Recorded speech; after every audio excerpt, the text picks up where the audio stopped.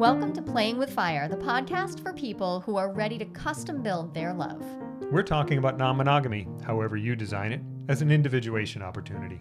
Want to leave the default and make your life spectacularly you? You're in the right place.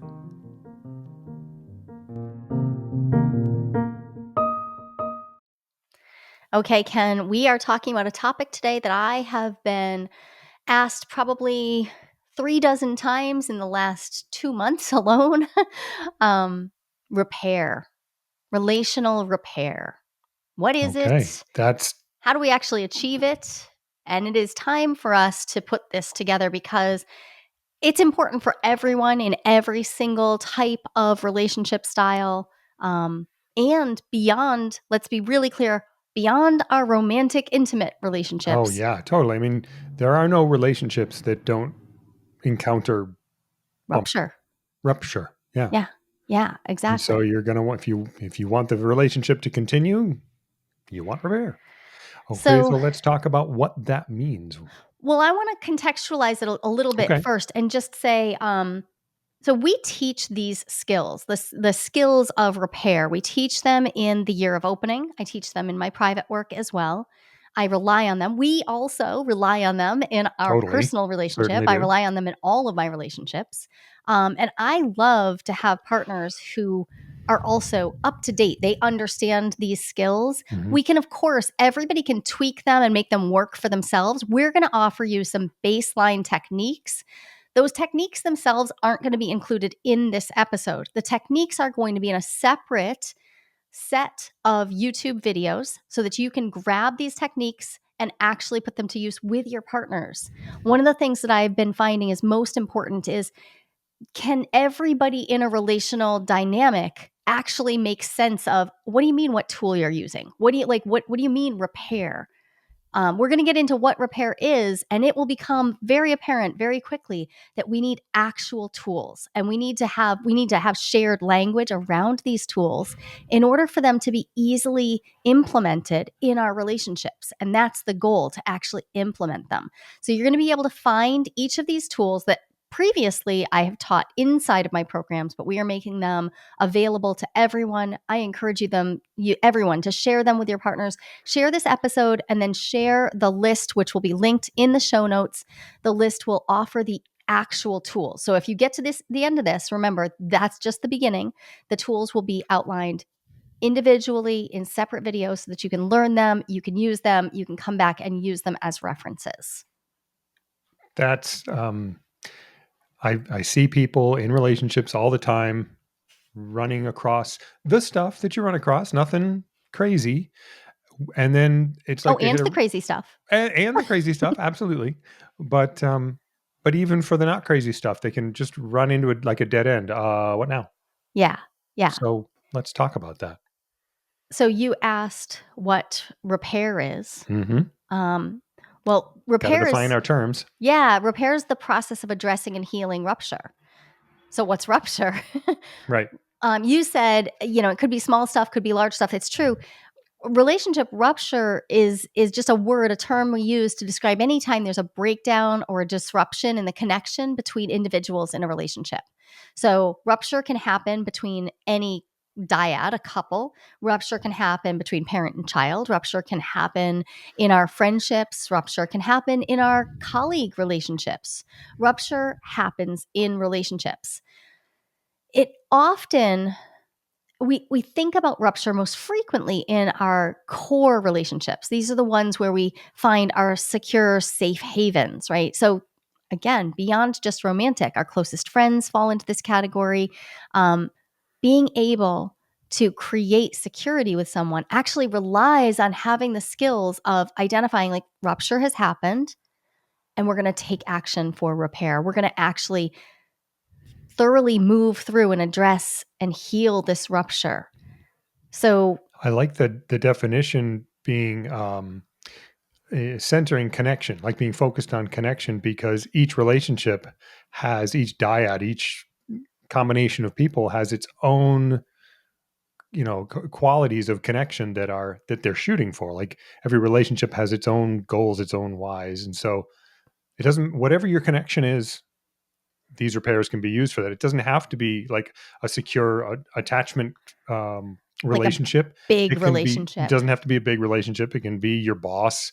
Um, it can be your neighbor, you Uh, know, I have definitely done relationship repair with for neighbors sure. and with extended family as well. Yep. I I also like to remember that rupture is, while of course there are big and small ruptures, uh, the size of a rupture isn't really relevant to whether it needs repair, right? A rupture can start with a small misunderstanding, or a complete betrayal of trust. Like Right. either Yeah. of those can qualify as a rupture. It's not about the severity of the event or putting it in some sort of hierarchy, but instead, have we lost a sense of safety in this relationship? Have Yep. we lost a sense of connection, empathy? Have we lost our mutuality? If Yeah. if Right. something has happened to get in the way of feeling positive mutual regard and genuine warmth for this person, okay, then I know a rupture has happened. And so that means that we have the opportunity to do repair. And you and I have been there multiple times. Oh God, Yeah. this I week. mean, Yeah, well, right? actually, not this week. We've No, had a it's been really a great week. amazing week. So But previous weeks, there have been so many. almost every week we'll have some kind of rupture at some point. Yep. Although even just this morning, I had a migraine.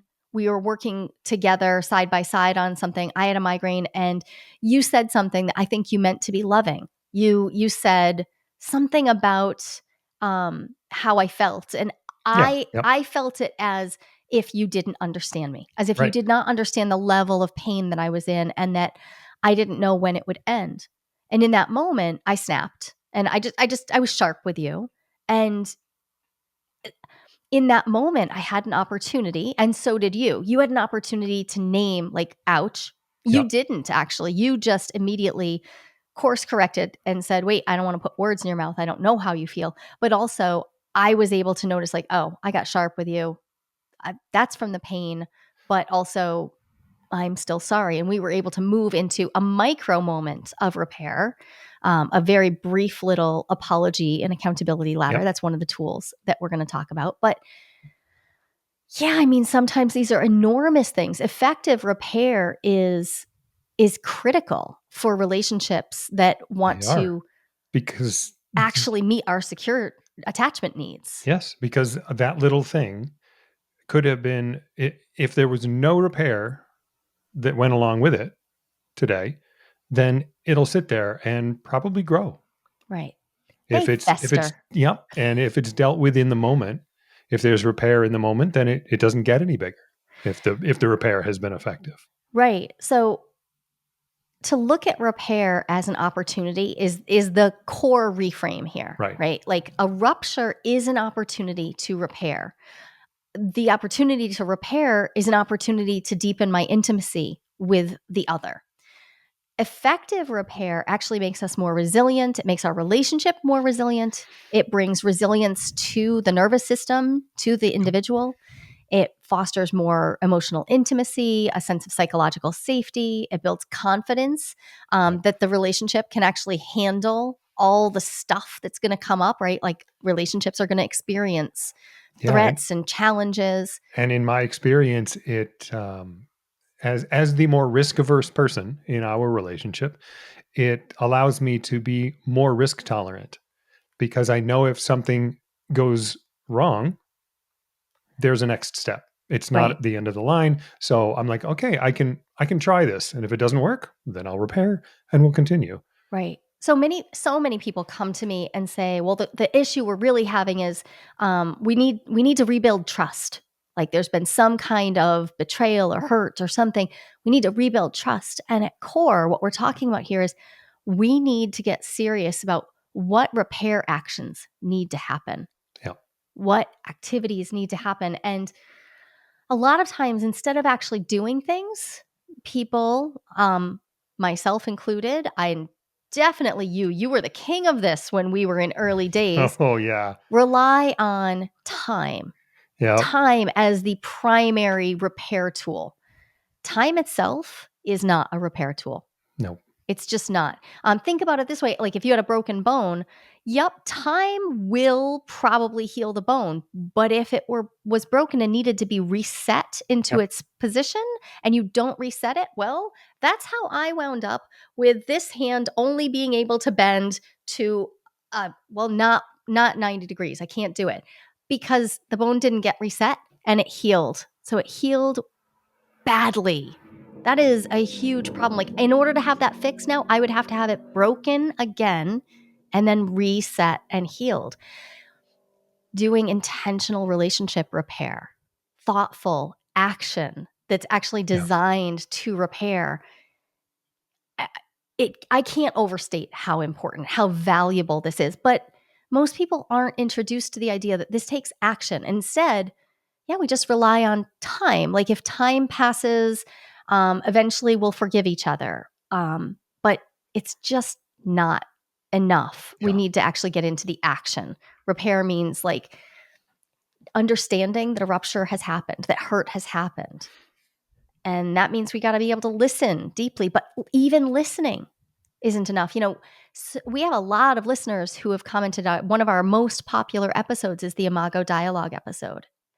And that is one of the repair tools. But if we stop at the dialogue and we've listened to each other's hurts, many people report just feeling like it just feels like we just complained to each other. It doesn't actually feel like anything changed. Yeah, for me, that's not the end. When I teach Imago dialogue, at the end, we need the actual what's the next repair step? Yeah. What needs to happen? Do we need an apology and accountability letter? Do we need new agreements? Do we need to do some clarifying of where we meet each other's needs and where we don't, and how we need to support each other differently? So it is super important that we go beyond just time and listening and actually get into the actions of repair. Yes. And there's what you were just saying reminded me that the point is not to circle back to before the rupture happened. Yeah, we're not trying to we're We're not not trying to be. we're not trying to undo it, make it not have happened. What we're Yeah, trying to do is come to a new understanding of connection, knowing that this happened.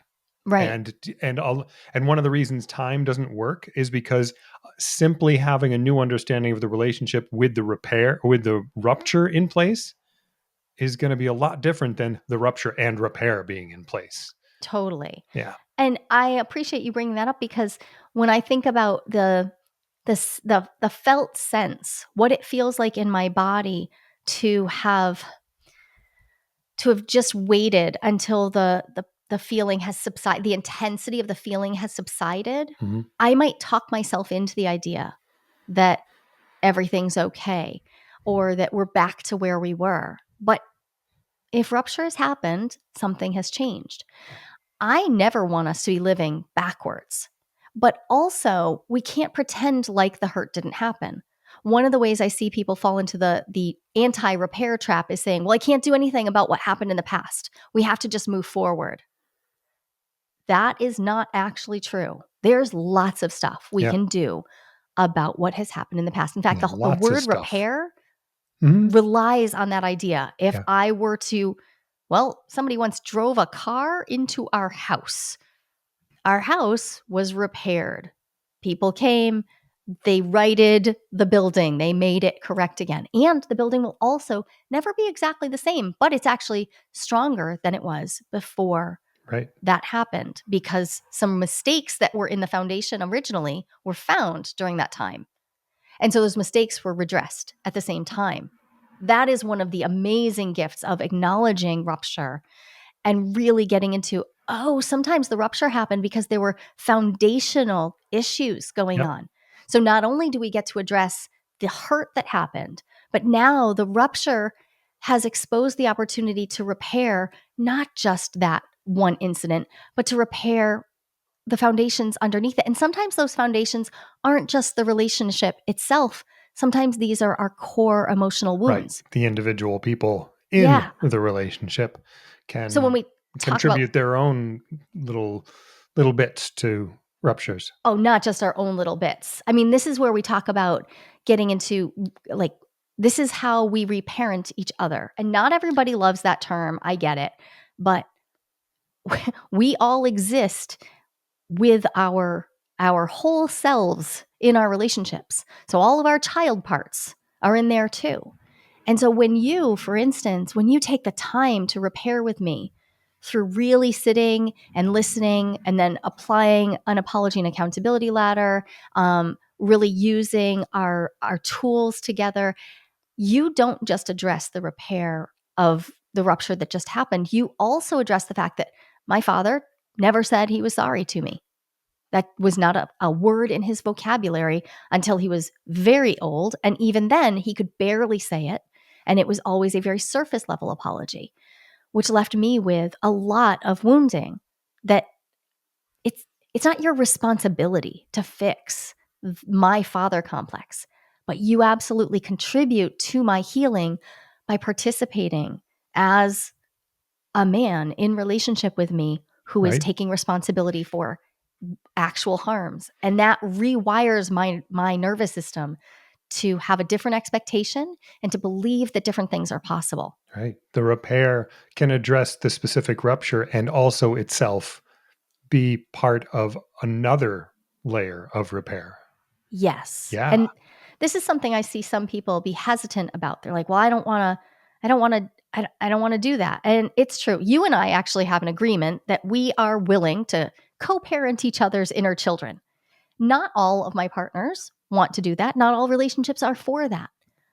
But even when that's not true, even when you haven't, like, you're not in an agreement about it, we can still acknowledge that all humans are existing with their whole selves. And I can recognize that sometimes a hurt that has happened in the present is also triggering you to remember all of the hurts and how this Right. reminds you of all of your stuff. And I don't have to be responsible for that to acknowledge this is bigger than just one thing. And I mean, this isn't just about healing a particular relationship or getting through the moment. This is also about actually improving the experience of humanity. Right. It's not a small thing. No, it's huge. And there are lots of ways to do it badly. There certainly are. So We should let's probably talk about what's not talk repair. about what's not repair. Yeah. Yeah. Um, well, what's your favorite not repair move? What's your Um, go-to? my favorite not repair Yeah, the thing is, you do when you're like, "Oh, I really wish I hadn't tried to repair that way," because that is not repair. What's well, your I go-to? mean, my favorite used to be the waiting. Oh, sure. Time heals all wounds, which is, absolutely wrong. But that was absolutely my go-to before our relationship. Sure. And you wouldn't really let that stand because you're like, but rupture happened, and you would make me look right at it. At which point, defensiveness and excuses. Oh my goodness, the Mm. excuses. Right. And defensiveness is so understandable, right? Like when we're faced with the reality that a rupture has happened, right? The soft parts of us, our child parts, our soft areas are instantly like, "Oh, careful. If I admit that I'm wrong, uh, I might not be loved." And now Yep. we're compounding rupture, right? So we're going to talk about a tool for dealing with defensiveness specifically because that's a rupture that can happen on top of a rupture really, really Right. fast, It can double down. Hmm. right? So, Excuses, same kind of, yeah. yeah, where um, it does at least two things. One is um, it's trying to get out of it, which again is just doubling down on the rupture because like I'm gonna say this isn't a rupture and here's why. Mm, And yep, then the other thing is if okay, it is, but I want you to understand me in this moment. I want you to I want you to understand and explain to you how I got there. yep, But now I'm centering myself when I'm not the one that a rupture happened to. So right. it's shifting the energy away. We shift that energy away. And again, we compound the injury. Yep. And now we have at least two things to deal with. Right. Um, I see one of the common excuse modes that I see happen that like they're not not true, but we do tend to hurt people when we're tired or stressed, Yep. or we misunderstand each other when we're tired and stressed. So we use that excuse, but the ouch still happened. So it is super important to be able to recognize defensiveness. We do have a specific tool for that. Dismantling defensiveness is a specific thing. So If this is ringing a bell for you, know that there's going to be something for you. Yep. Um, my What's go-to, yours? Yeah. oh, come on. It's still, it was, is, and always has been over intellectualizing Yeah. in every way, convincing my partner that either they weren't really hurt or it wasn't really like that, or somehow shifting the story, like recrafting the narrative so that it wasn't exactly that. So when Yep. I am not strong and I don't take responsibility for the ruptures that I've participated in, that's my move. I tend to be told that it's a very masculine move on my part, and I will own that. I have a lot of strong double Leo. I will kick you in the ass. I'm an Enneagram 8. I'm all fire.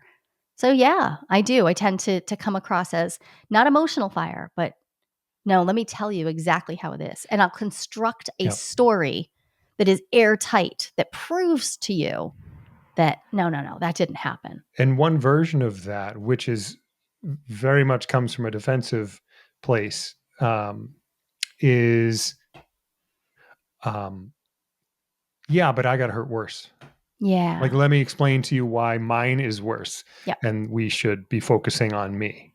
Yeah. This comparison is Absolutely. another defensive. It can be an intellectualizing, but it's very definitely a defensive move. Absolutely. Um, I think, and similar to that is all the ways that we just say we get dismissive, and we say, "Oh, it wasn't really that No, bad. yeah, This right. isn't that big a deal. It's Yep. not that important." I've heard so many people tell me over the years. I'll teach them the apology and accountability ladder, and they're excited. They're like, "Okay, I have a tool for this." Okay, and we'll talk about when to use it. And they'll find themselves in a situation where a rupture has happened. They've experienced something that really lands as a rupture for them, and they go to their partner and they say, "So, okay, so this happened. You acknowledge that this happened. I feel like I would feel better if you did an apology and accountability ladder." And their partner says, "Oh, this doesn't deserve that. This doesn't warrant that." Yeah. Yep. No. Speaking of doubling down on a rupture, like, Yeah, no, yeah, like, and no, this is where we need to come back and remember, rupture is not about the size or the severity, and it definitely isn't about the size or severity as judged by the yeah, person who yep. did the rupture Hmm. versus the person who experienced it. This is really challenging for so many of the dyads that I've worked with, where there's this, we polarize into this sense of, oh, you're too sensitive or you're not sensitive enough. So we really need to remove the idea that there is some sort of objective threshold that a rupture needs to cross in order to be worthy of repair. Micro repair Yeah. can happen over tiny little things, that like what we talked about at the open of this episode. That was, you couldn't have spoken more than 8 words. The Yep. sentence you said, it was so tiny. The whole thing, including repair, took less than a minute. The rupture happened. I acknowledged it. I acknowledged the rupture. You did a micro repair. I took a breath. I acknowledged that I had made it even worse. I'd been sharp. I then did a micro repair for how I'd gotten sharp with you. And that whole thing was over in 60 seconds. Yeah. If, like you said, it could have blown up, it could have been Mhm. really big. And the way it gets big is by one of us saying, "Oh, please." That's all Yeah. it takes. Yep. That's all it takes. Just Caring about what hurts each other mhm. matters. And it Um, doesn't have, so we could, then we can get into differentiation at that point, because what hurts you isn't the same as what hurts me. yeah, So if I'm looking at you, I'm like, that doesn't hurt. What's the problem? No, it yeah, doesn't hurt me, or might not, if I'm even accurately representing what it would feel like in your position. right. But it doesn't even matter if I am, I'm not you. Right, right, which then brings us into whole issues of, we are all facing different systemic conditions Yep. that Oh, impact yeah. our ability to have bandwidth to receive rupture, right? So if you are marginalized in any way, Yep. like, right, your threat bucket is already fuller. And let's talk about your nervous system threshold. Yep. Some people they're on high alert all the time because of how they grew up or because of how their nervous system is wired now for lots of different reasons. But there's another end of the spectrum of how we could qualify, like, what is not repair that really needs addressing. And that's folks who are over functioning and pretending not to have needs, Oh, sure. Yep. right? So it is not repair to just say, "Oh, it's fine. It's fine. Everything's fine. I didn't need that. I don't care. I don't have any needs." To minimize your needs to the point where everything just sort of disappears into a pile of mush that is whatever your partner wants in a moment. Yeah. That is not repair. Um, or deciding to skip over the rupture by just saying, "Oh, never mind," whatever it was. If, say, you asked for something that then caused a big conversation, maybe the conversation got to rupture, and then at the end of it, you're just like, "Fine, never mind. I didn't actually want or need any of that." Yeah. Rather than digging into, "Oh, probably there were layers of repair that needed to happen in there." We just We pretend. just And when I gloss say over them. pretend, Hmm. I mean convince ourselves that we do not have needs. Yeah. Um, And so and that's a thing that the goal of repair being to repair connection, that if I do that, then I will no longer be able to connect the part of me that I just denied the needs of to you, yeah, which means I can't fully repair the connection. and I never actually get to know And you never you. get to know. Um, Another thing that can happen is some of us just want distraction, right? Like, okay, I know rupture has happened. I know it's happened. Um, let's use misdirection. Let's give a gift, do a Oh, yeah. favor, initiate sex, whatever it takes to distract, right? This is in lieu of repair. Yeah. Sometimes sex will happen after repair. Sometimes gift giving or favors, like some generative action, will happen after repair, but this is very distinct from look away from that and let's just do this, Yep, and it's not right? just look away either. It's gift giving, it's favors, it's these things designed to make the other person feel the way they might if a repair had happened. Like, Yeah, oh, I feel better, I feel closer to you, I feel grateful, like hoping for gratitude to sort of close the gap. And maybe it will in the short term, but the rupture's still there. right. And over the long term, definitely Yeah. creates a lack of intimacy. Mm. Yep. Um, and I think the last thing on my list of this is performative apologies, right? Like sometimes we know a rupture is there, and so we do the thing, we say sorry, but we don't mean it, either because we're not ready to, we're not prepared, or because we don't actually know how to do. Like, by the Yep. way, most of us don't know how to do a really good and complete apology. It's And we're taken going me years to learn. It seems like something I should have known in kindergarten, but but were But you as an taught? adult, and with all my defenses in place and all my socialization and my entitlement, it took a long time to really understand how to apologize And take and accountability. take accountability. And Yep. so a And so, performative which means that early apology, on, it was easy to just perform it. Well, okay, I know how to make an apology. I'm sorry. right. Okay, there's nothing behind that at all. Nothing to actually reconnect. Yeah, the words "I'm sorry" are necessary but insufficient Yeah. to an actual proficient apology. And performing apology, especially before things are understood, it doesn't. And or if there's no accountability, if there's no change of behavior and this just keeps happening, that obviously doesn't work. And that also includes then relying on the old standby, ask forgiveness, not Mm, permission.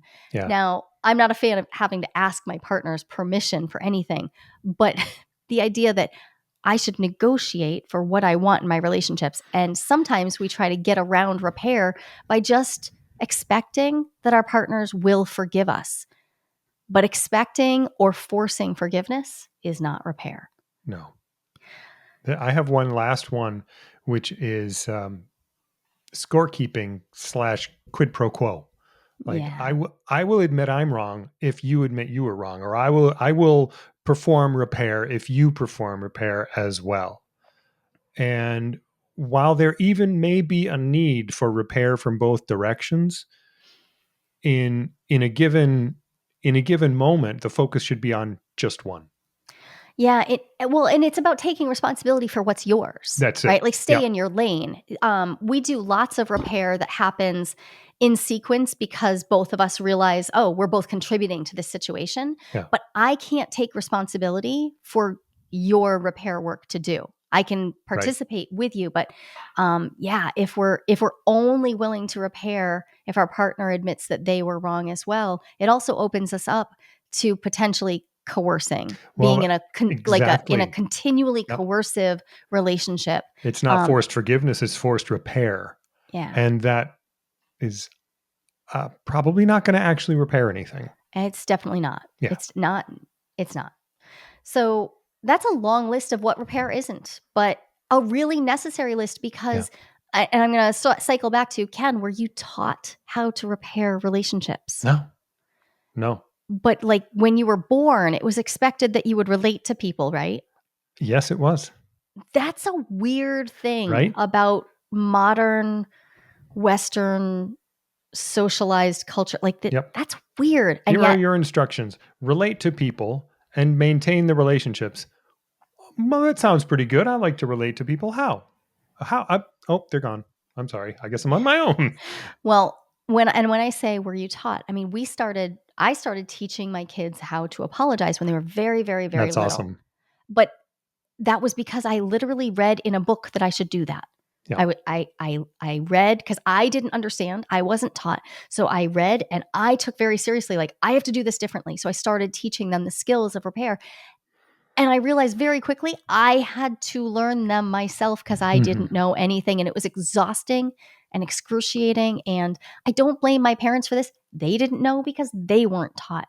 If Yes. you were lucky enough to be raised in a house where you learned this, giving grace to people because they don't know it is important, and also not always being expected to be the person who does all the repair is important, because now I have to watch in my relationships that I don't get put into a position where I am the only one who's repairing because I have all of these emotional skills. And that's why this episode and the skill videos that come with it exist. I want you to put them in the hands of the people you care about in their lives, Yeah. so that you aren't doing this all from your side. We cannot do all the repair from one side of a relationship. And if we attempted to, we are going to stay locked in a parentified relationship. And that is not sexy. It is not. So let's talk about what repair does look like, what it actually is, what quality repair is. Um, should we define again? We absolutely should. We're going to repair. Okay. I think repair is specific actions and words used to address relationship ruptures. Specific actions and words. Notice I am not saying that they are general, but the tools you can apply, the tools, you can learn the tools and apply them across many, many situations.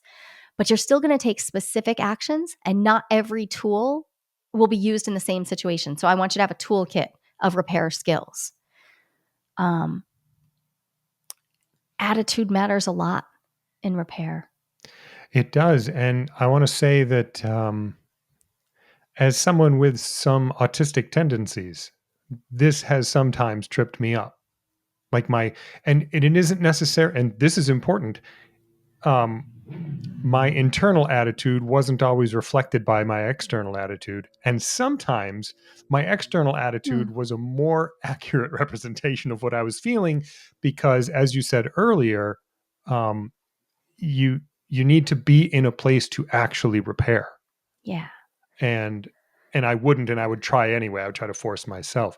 Um, but my point in bringing all this up is it's been very useful to me to be reminded to look in the mirror before I approach the repair. Like And you mean both figuratively and literally. both figuratively and literally. Like literally, what's my face look like right now? Just in case I'm not that good at feeling it.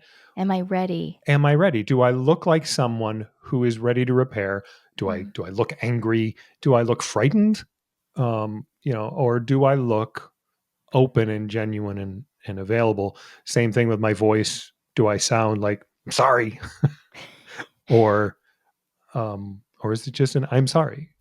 And Yeah. so attitude is, it's important to know for yourself as you walk into performing a repair that you're there and ready to actually do it. Because if you're not, you can do more damage.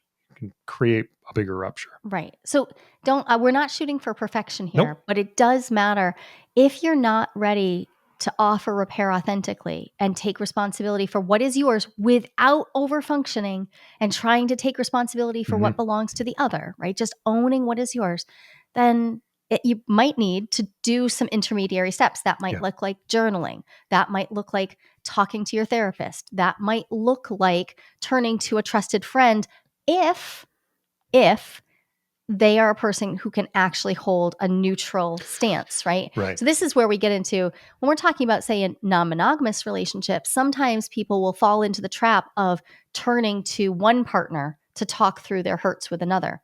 And that puts incredible pressure Hmm. on a particular constellation. So remembering to search for that as we're trying to figure out whether we're ready, make sure you're being thoughtful about where you are turning for counsel Yep. in the meantime. But it's also important when we talk about repair, these specific actions and words. So, not just time, not just waiting, and not just hoping, but the actions and words you choose need to actually be relevant to the specific rupture. Yeah. They're That's not general, one of the which is ways they why, need to be like, specific. Yep. It is right. what So, happened this time. for instance, one of the reasons gift giving generally isn't repair is because bringing me flowers when what happened was you didn't take care of something, a deadline that needed to be met, and now I have extra work to do, and now you hand me flowers, and I'm like, now I need to find a vase like this. Yeah. No, Yep. no, these words and actions are not relevant to this rupture. So figuring out what is And relevant is important. other absurd examples. I'm sorry, I didn't manage our money right, and we're having trouble meeting the bill. So I bought you this necklace. Yeah, don't That's do that. Don't Yeah. do So it that. has to be specific. It has to be responsive to the Right. specific rupture. Um, and this brings us to like the reality that sometimes more than one person is responsible in a situation. Mhm. Sometimes like our rupture is mutual, but I can always take responsibility for what is mine. Right. And sometimes realistically, one person is more responsible for a rupture than another. Often these are Yep. asymmetric situations. A hurt happened.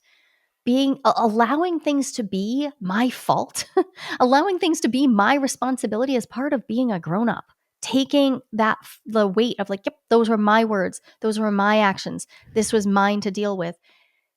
That is, to me, that's the hallmark also of someone who's ready to be in a mature, Yeah. individuation oriented relationship. Right. And when we're not, okay, there's still some growing up to do. And don't we all have Don't some we growing all? up to do? Yep. But Um, yeah, the comparison of the amount of responsibility is actually irrelevant to how I take responsibility for mine. yeah, How it you take is. responsibility for yours is irrelevant to how I take responsibility for mine. So who is more responsible doesn't really matter at that point. And we can talk about like sometimes you'll find over the course of time that one person seems to be responsible for an awful lot of rupture in a specific way. Mhm. And that may even lead you to realize, like, oh, we're not compatible. Because, like, whatever it is that's creating this continual pattern of rupture, yeah, it just doesn't work. Yep. Yeah, it's true. And it's still my job to stay in my lane, stay on my side of the Yeah. street. And that brings us to excuses just play no helpful role. Yep. Excuses, there's nothing good there. Excuses are knee jerk. They are designed to get me off the hook. Yeah. They're See the designed previous list of what is not repair. right. But Yeah. that said, explanation can be helpful. Explanation, and here's the key: This is it so has to important. happen. It has to happen at the right time. Yep. Explanation offered too early lands like an excuse. Mhm. It just does, right? So when we rush to explain, that's actually a defensive condition. That's me. I desperately need to believe that if you hear my side of the story, I will still be loved. I need to have control of this story. I need for my narrative to matter. Yeah. On the other hand, after we've taken some steps for repair, after we've started to find mutuality again, explanation can actually help me understand you better. And now I can understand, oh, this is how we got there, or oh, this is what's going on for you.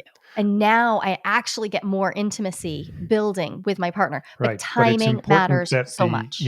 because the repair is a, if there's been a rupture and I have repair to offer you, and I also have an explanation that I really want you to know, that waits for after the repair is complete.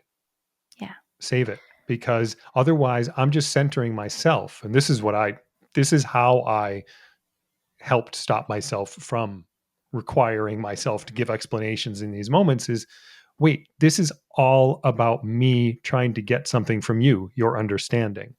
I want to know you understand. But the point at this point is to repair my connection with you, to repair the ways that I have blocked you from connecting with me.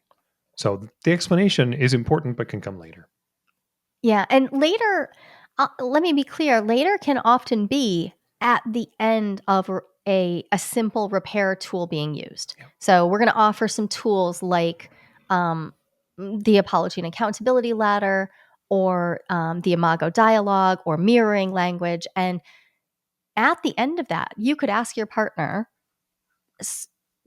do we feel good now? Does this feel like we're in mutuality? Would it be okay for me to explain to you how that felt for me, what went down? And actually, it's built into some of the processes to get to that explanation.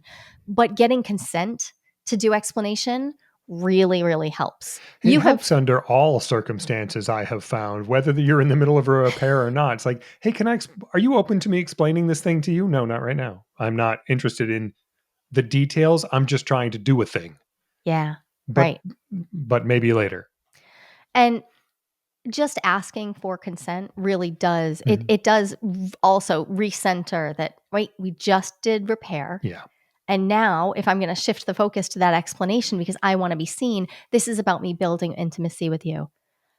And to do it tenderly, do this carefully, because it's really easy to fall from explanation back to excuse. Yes, it is. And that often comes from a really childlike part of us that is scared that we will be abandoned. Of course. Yeah. I mean, I have become more and more aware of the features of that part of me. Yeah, It's like, no, me too. I'm afraid I will be abandoned. Well, um, actually, the actions that I'm taking don't, like, an excuse isn't going to make me less likely to be abandoned. It Yeah, doesn't work that way. But no, it doesn't. since you brought up the concept of consent, repair needs to be consensual too. Oh, Just because yes, I'm it does. ready to offer repair doesn't mean they're ready to accept. And it's important to say, are you open to repair Right. before you just jump into whatever it is? Right. So, and I like to differentiate between micro repairs. Like Mm, in the moment, I caught myself being defensive, or I caught myself being sharp, and I course corrected. Right. That those micro repairs are important. Or I caught myself and I asked for a pause. Hang on, just a second. I'm feeling something. I just need to work through this wave of emotion. Hang on. That's different. But from these repairs that we're going to talk about that take time, that take dedication, and your partner's presence to yeah. actually be in a process with you, um, yeah, we need to actually ask, because they may still be deep in the rupture and feeling their way through it. And especially if you've been working to be authentic with each other. If you've been working, for instance, on figuring out, where is my full bodied yes? Where is my no? Where are my edges? What are my needs? What are my limits? What are my bottom line requirements? If I'm working on that, I might not be ready for your repair, because the rupture was actually really important information for me to have. The rupture, as much as nobody wants ruptures to happen, when they do, all of a sudden I learn what doesn't work for me. And now I need to do some information gathering that, again, might Yeah. look like journaling. It might look like going to my therapist. It might like talking with my personal growth group. It might look like turning to, again, a trusted but neutral friend, somebody who's able to really hold space for me. In that time, if your partner's sitting there like, oh my God, I got to do the repair, it can feel a little pressury. So remembering that, like, sometimes it can be enough to have the placeholder. You and I will sometimes put a repair conversation on the calendar. Like, Yeah. hey, we know this needs to be dealt with. Can we do it on Saturday after we've each had time to feel through it? Sometimes it's even enough for it to just be a few hours, but Yeah. sometimes we need time. Yeah. And I've offered repair. I offered repair to an ex partner who it took 3.5 years before I got a yes. That was a long time Yeah. to wait to do repair, to do the basic repair that I really wanted to do. I wanted to do an apology and accountability letter. I wanted to own my side of the street. It took 3 letters spread over 3.5 years, and I finally got a yes and was able to do that repair process and get to a place where at least we could be in acknowledgement of each other and share space. And um, yeah, she didn't owe me that. She didn't owe me her Right. readiness Nope. for repair, even though, in my estimation, we had co-created a situation of harm. Doesn't matter. She didn't owe it to me. Yeah, the concept of fair kind of goes out the window at this point because I might have this sense that okay, rupture happened. I caused a rupture. I know we both want to get to back to connection. We both want to repair. But and it might feel like, well then we should let's do it. If this isn't the time, if the repair won't actually land and repair the connection, it's not just not going to work. It's going to cause more problems. Yeah. So Yeah. like, oh no, come on. I know you want this. You got to have the consent. It's got to be time for both, by the way. I mean, we talked about this And also before. offering, I need to be actually ready to repair, right. not just trying to reconnect, because Well, those are not necessarily the same thing. so I'm going to use my that example again. When I did that repair process, I did not receive repair for what I felt Mhm. was the harm I received. It is now 11 years later. I don't know that I ever will. And it's really none of my business. I don't get to know that. So, um, yeah, that's just how it is. It's just I how it don't is. get to press for that Yep. because, um, yeah, that's not how consensual relationship goes. Um, and then on the flip of that, repair can be collaboration, right? Sometimes people will get a little pedantic about it and say like, well, since I can't like my partner can't repair their own wound. I need to repair. Yeah, but they may want to participate in the repair process because you don't yet know exactly what they need. Right. So asking some Yes. questions, Been making some there. offers of this is what I've thought of. Is there something else? Right? I've thought I have this to offer. Is there something else that might be more reparative? Is there something that you have been craving, something that feels like it would land for you? Yeah. That is a That collaboration is really, yummy, but yeah. you never know whether you're going to get it, You but don't know you if you're can going to get it, ask. but it's a very important point because oftentimes I have caused a rupture because of my misunderstanding of my partner, which means when I go to come up with a repair, um, if I don't at least try for collaboration, I might not actually repair. And this is where the tool of the imago dialogue is Yeah. so fantastic. Yeah. And that episode exists. That is a separate episode. Plus, we have multiple playlists of Ken and I demonstrating imago dialogues. We are in the process of creating some more materials on this. The imago dialogue process is fantastic. You can also read about it. This is not our process. It's something that we teach in our work, but it's Harville and Hendricks and their work, which is absolutely So outstanding. good. Sure that their work is linked here in the show notes, and you'll see it in all of the materials. If you go seek out episode 129, you'll hear all about that. But to get to understanding that process is super helpful. But there are some really important other things we shouldn't leave without saying. One is about forgiveness.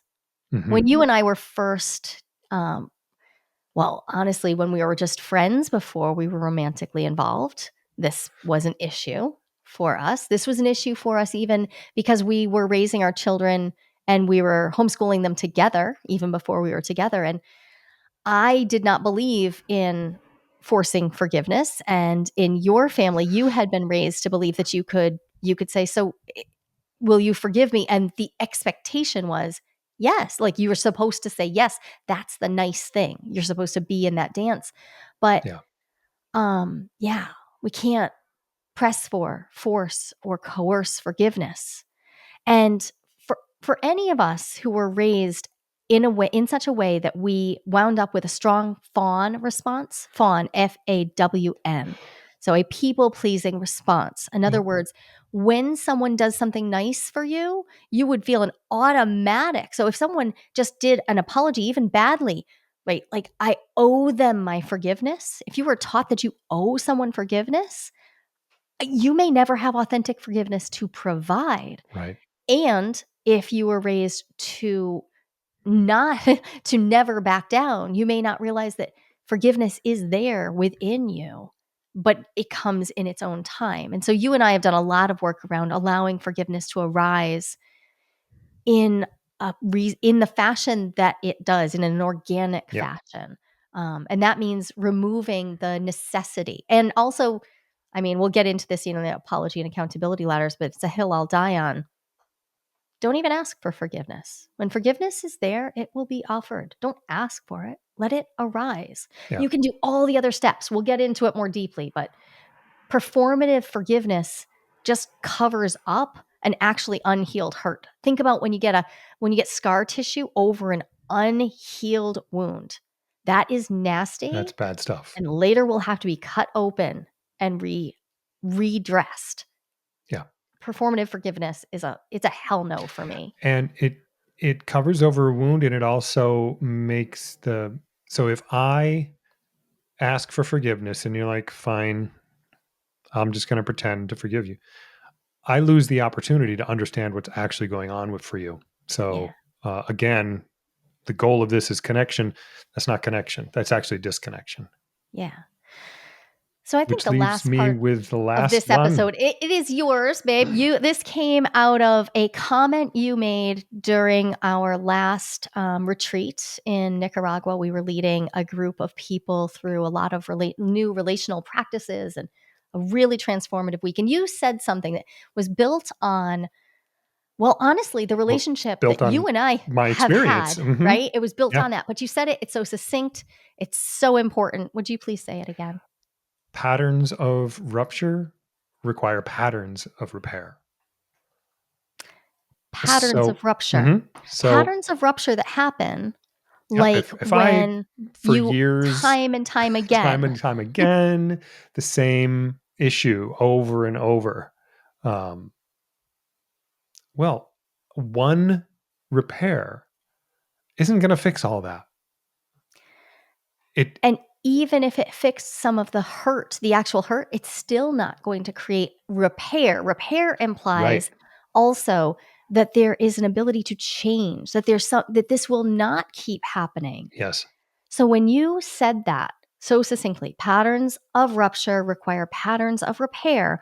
What I felt it like go through, I felt this shiver through my body of recognition of how you and I managed to turn an abusive relationship Yep. into just, I so deeply love and respect you.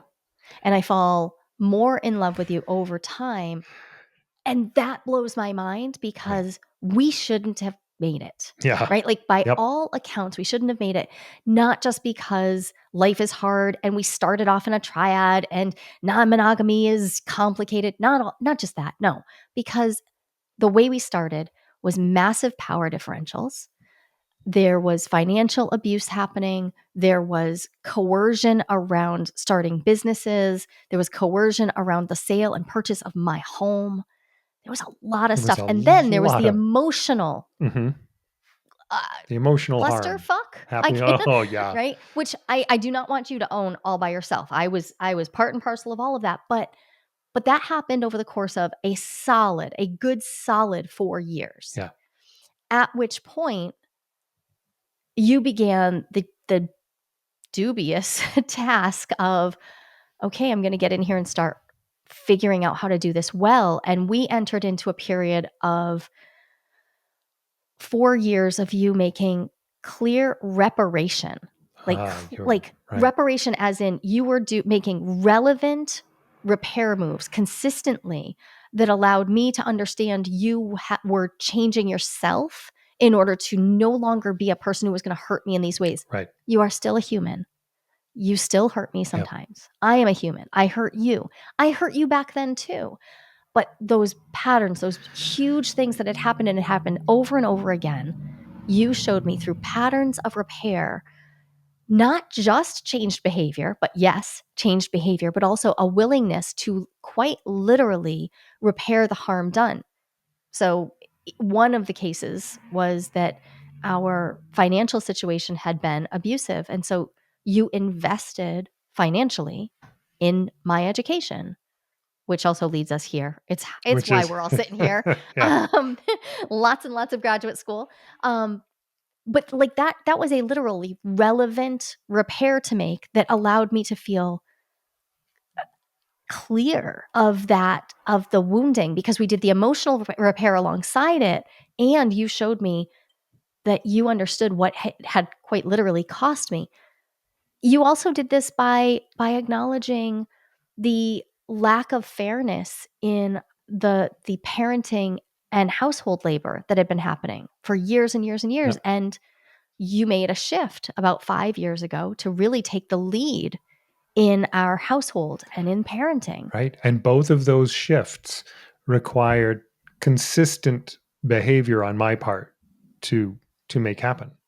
Yeah. And that consistent behavior, okay, math nerds out there, if you have a um, if you have a pattern, if you have a graph that slopes very clearly in one direction, you can't change it with one point.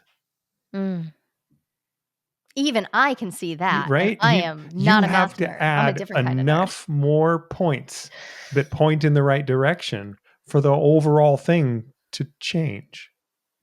And so that's what it was. It was month by month behaviors that were in opposition to how I had acted, that were in support of how I said I would act. Just saying I would change was not the repair. Admitting that the change needed to happen wasn't the repair, although it's a step in the right direction. But as you started off saying, specific actions. And My yeah, because not intentions, just the apology. my intentions weren't going to change the pattern. The Yeah. actions change the pattern that you perceive. And then and then you continued it. And here's the thing that blew me away then and continues to is you did not ever act like you were owed a medal for having repaired And I something that will, you originally harmed. yep, And that is where a lot of us lose it, is like, yeah, give me credit. Give me credit for repairing the thing. Wait, you fixed the thing you broke. We don't get a medal for that. yeah, And I want to own fully. So that sounds very slanted toward you being the harmer here and me not. We had major power differentials that made it so that it was really hard for me to cause the same kind of yep, systemic abuse to you. It's not that I've never caused harm. I no, have. And it is not that I have not done significant repair. I have. I continue to. no, it's And I'm simpler. I'm grateful a that you let simpler me. example. That's all. Yeah, Yeah. and it's not that I've never harmed other people in my life. Mhm. I have an ex-husband out there. I'm quite certain he would say that the harm that happened would require patterns of repair. And sometimes we never get a chance to do that. And that sucks in its own way, right? It Yeah, just it does. does. Hmm. And sometimes we never get to redress the things we wish we did. And that's the stuff that haunts me. And also I work on not getting caught up in the idea that I am an irretrievably bad person who can't have healthy relationships now, because sometimes a person decides they don't want to relate to us anymore and we can't do repair with them. But deciding to make the next relationship better is 100% the right decision anyways. Right. Don't double down Yeah. on the idea that you are identified with the worst behavior you have ever participated in. And you can blow me away with that.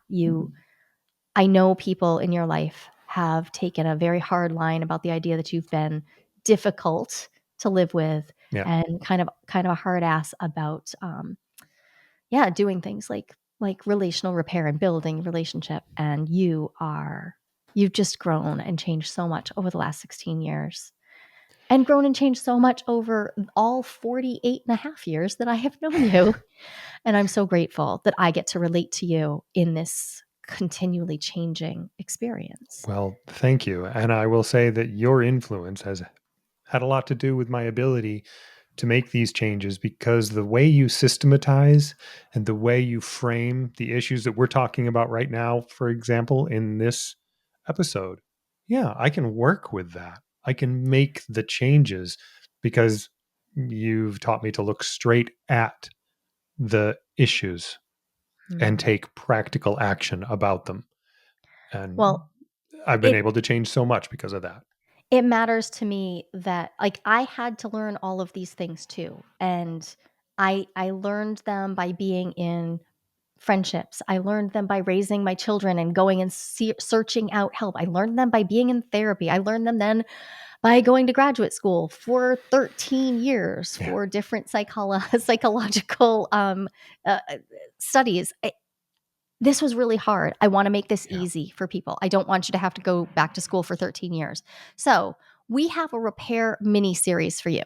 The mini series is now so you take this. We just provided you the rational basis for why this matters. So now what I want you all to do is to go into the link, the first link right here to our producer.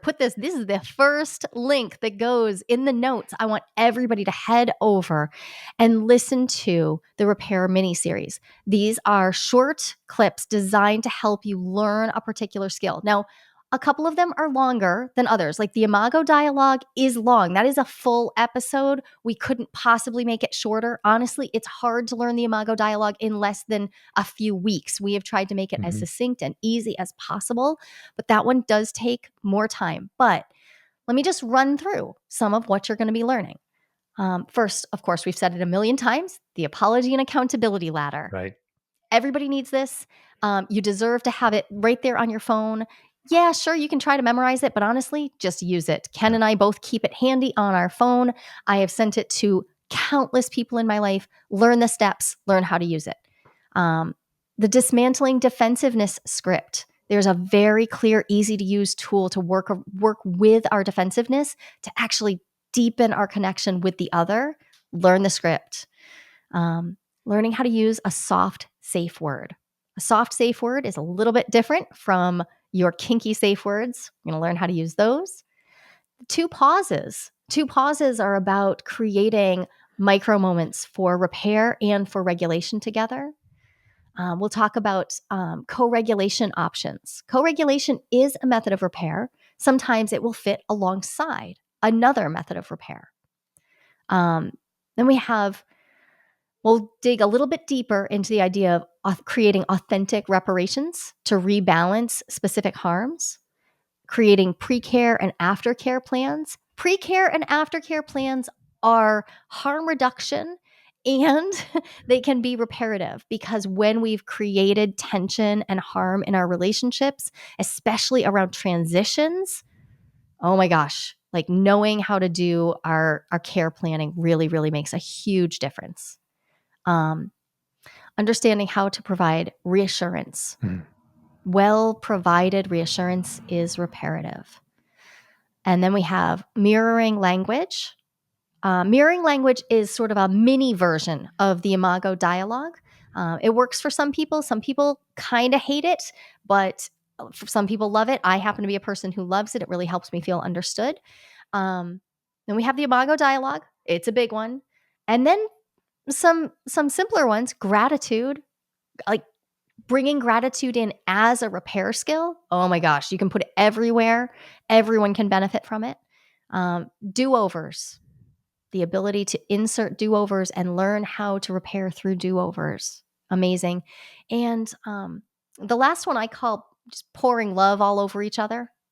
Uh, it's not super instructional, honestly. I think you can get it from what I just said, but creating the opportunity for repair by genuinely, actively, proactively using the actions and words and rituals of love toward the other. So that is 13. There may be more by the time you get to the repair series. There might be less the day that you sign in to look at this. I anticipate that this list is going to shift over the years as my teaching grows and deepens. These tools, I use them in my personal life. I use them in all of my relationships. I use them in my parenting of my adult children. I used them in parenting my children when they were children. I tried desperately to use them with my parents while they were alive. And it even worked sometimes. Um, I use them in my hookups. I use them in my long-term relationships. And I use all of these in my client situations. I use them in all of my teaching. And now I really want all of you to learn how to use them and use them all the time. You like sprinkle them all over the everywhere. Share these videos with the people you love. Share these videos with the people you can barely stand Yeah, too. right. I want these videos and these audios to be in your hands so that you know what to do next. Because rupture is inevitable, but repair is your decision. There's no one right way to design your relationship. And lots of people, actually about 25%, according to a recent national survey, are interested in some type of open relationship. But how do you know if you are ready to open up happily? Not everyone is, and that's no problem. I've got a 60-second quiz that will give you the answer. And even better, you'll walk away with your next step, whether you're good to go or not so much when it comes to opening up. And this is no BuzzFeed nonsense. I personally designed this quiz from my years of academic research. Go to joliequiz.com. That's JOLIQUIZ.com and find out if you're ready to open up happily and what to do if you are or if you're not.